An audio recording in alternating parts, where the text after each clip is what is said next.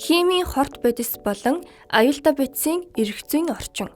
Та химийн хорт бодис болон химийн аюултай бодисын талаар мэдэхгүй юм биш үү? Хэрв тийм бол анхаарлаа хандуулаарай. Химийн хорт бодис нь хүний эрүүл мэнд, байгаль орчин, мал амьтанд хортоо нөлөө үзүүлэх, улмаар үхэл мөхөлд хүргэх үйлчилгээтэй химийн бодис тэдгээрийн нэгдэл юм.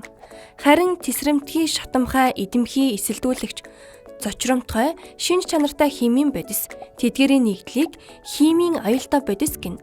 Та бидний хүрээлэн буй бүхий л юмс материаллаг бодиттой гэдгийг хүмүүр мэднэ. Тэгвэл энэ бүхэн бодисоос бүрддэг гэдгийг мэдэх үү? Дэлхийн нийтээр цаг минутад оролдон хөгжиж байгаа өнөөгийн нийгэмд химийн хорт бодис түүний хор хөнөөл ба химийн аюултай бодисын сөрөг нөлөөнд онцгой анхаарч эрх зүйн орчныг боловсронгуй болгох шаардлага та бидний өмнө тулгараад байна. 2020 оны байдлаар дэлхийд даяар ашиглагдаж байгаа 11 сая орчим нэр төрлийн химийн бодисоос 10,000 гаруйд нь хүний эрүүл мэнд, байгаль орчинд сөргөөр нөлөөлж байгаа хэсэгт нь эрсдлийн үнэлгээ хийсэн.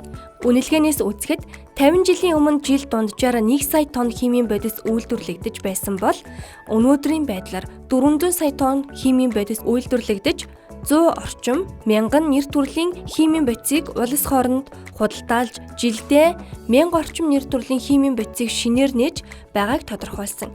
Харамсалтай нь манай улсад ч мөн адил химийн бодисын хэрэглээ жил ирэх тусам өс нэмэгдэх хандлага ажиглагдаж байгаа юм. Гэсэн хэдий ч энэ нь огт хэрэглэхгүй байх хязгаарлах хэмжээний ноцтой асуудал биш. Учир нь Монгол улс 2006 онд химийн хорт болон аюултай бодисын тухай хууль баталсан бөгөөд хуулийн хамаарах хүрээн мансууруулах болон сэтгцэд нөлөөлөх зэрэг химийн бодис, цацраг өдөгт бодис, хүнсний зориулалттай химийн бодисуудаас бусад бүх төрлийн химийн бодис байна гэж заасан.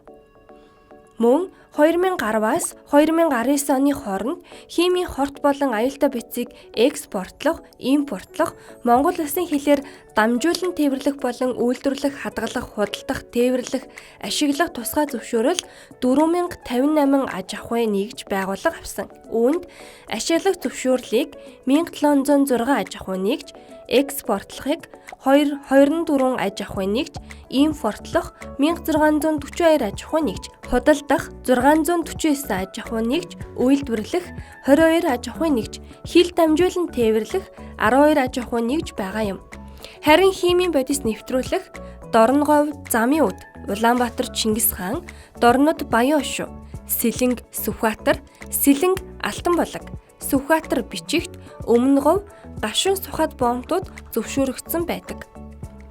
Монгол улсын химийн бодистой холбоотой Роттердамын конвенц, Стокгольмын конвенц, Базелийн конвенц, Минаматагийн конвенцэд нэгдэн орсон. Үүнээс үзэхэд химийн хорт болон аюултай бодисыг бүрэн хориглох бус хууль журмын дагуу хэрэглэх, бодисын онцлог шин чанарыг харгалзан зориултын тусгай агуулхад хадгалах, хэрэгэлсэн хог хаягдал сав боглоо боодлыг хоргүй болон аюулгүй болгон устгах, түүнд хяналт тавих, мөн байгаль орчинд учруулах хохирол, сөрөг нөлөөг судлах, хянах, байгальд сөрөг нөлөө үзүүлэхгүйгээр ашиглах, одоо учруулж буй хор хөнөөлийг бууруулах нь чухал юм.